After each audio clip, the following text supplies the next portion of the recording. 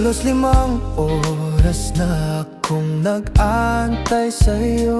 Nag-aabang ako sa labas ng bahayo. Sipat ng sipat kung sisilip ka ba sa bintana. Magpakita kay parang di ata.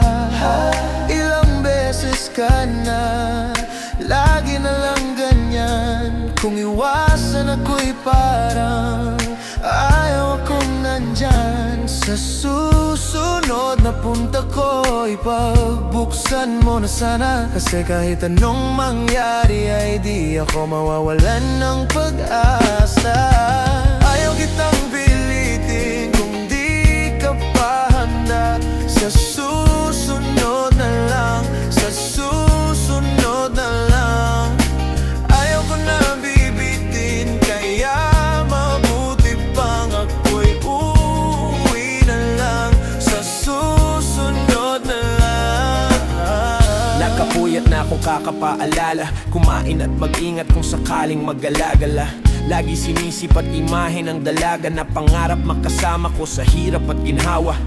Tipikal na dahilan ng tagahanga mong hindi naghahanap ng iba kahit na nababato. Naghihintay sa iyong sagot sa aking mga tinatanong habang ang pamantayan mo ay lit kong tinatalon. Kasi alam ko na hindi ka pa handa, may gusto kang makita pa sa akin at madama. Kaya ito ako naghahanda, kung madapa, kung mabigo sa ngayon ayos lang kasi may bukas pa.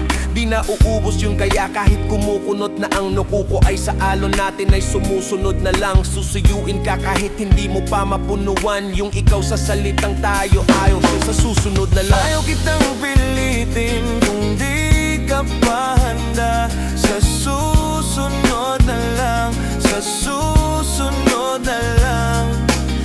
Ayaw ko na bibitin, kaya mabuti pang ako'y uuwi na lang. Sa susunod na lang.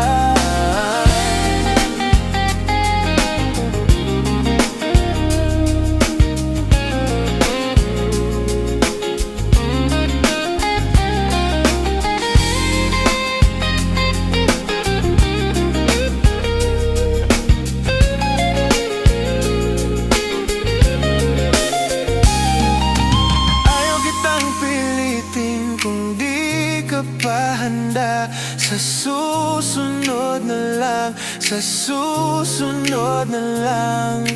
Ayaw ko na bibitin, kaya mabuti pang ako'y uuwi na lang. Sa susunod na lang.